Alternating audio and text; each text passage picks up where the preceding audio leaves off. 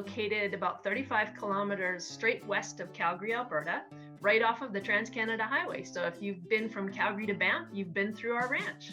Our ranch is kind of interesting because we operate on lands that aren't all ours. We work with the First Nations. We have both the Tsuut'ina and the Stoney that we work with. I have many cousins that their generationally have not continued in the ranching business, and so they don't want to sell the lands, and so we're able to rent the land.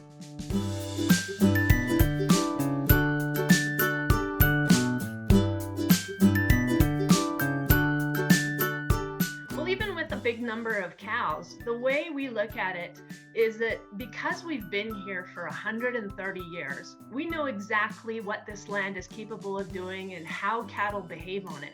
So believe it or not, it really only takes 3 to 4 of us to look after all those cows. We're not married to a breed, so to speak. That means that I don't have one particular breed that fits everywhere. So what we've done over the years is pick and choose specific traits, meaning if they're fertile, if they grow on the grasses that we have.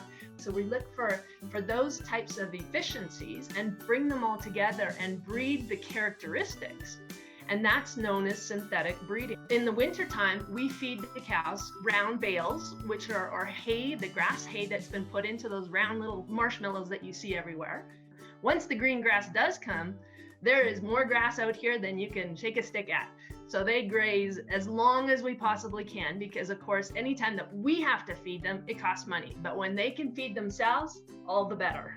When you've got tough winters like we do here in Alberta, what we design our fields and where we plan to have the cattle winter are always in locations that have trees in them.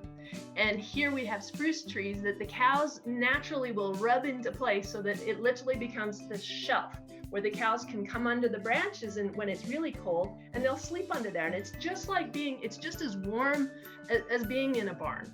But our cows are used to being outside. They don't like being confined, and so they much prefer the fields with the trees in them.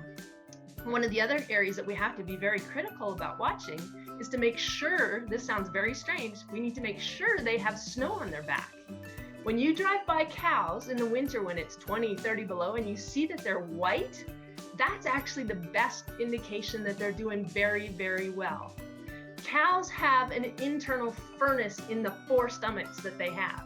And when they're generating enough heat because they've got enough food in their stomach, that snow acts as an insulation layer and keeps them warm. It's when you don't see that snow and you see them steaming, sometimes that means there's problems. It means she's fighting a fever, or she's hungry and she needs something because she's struggling. The thing I love most about ranching is it's never the same twice. Like each day, it is so dynamic. Every day is something new, and you see different things, and you never stop learning. This is our life. It is a business, which people kind of forget as well. But most of us are very, very passionate about our animals. And to remember that if we don't treat our animals well, or if we don't treat our environment very well, we can't make a living doing this. We do everything in our power to make sure that our animals are healthy and that the land is being taken care of the best that we possibly can, because if we make mistakes, it truly does cost us.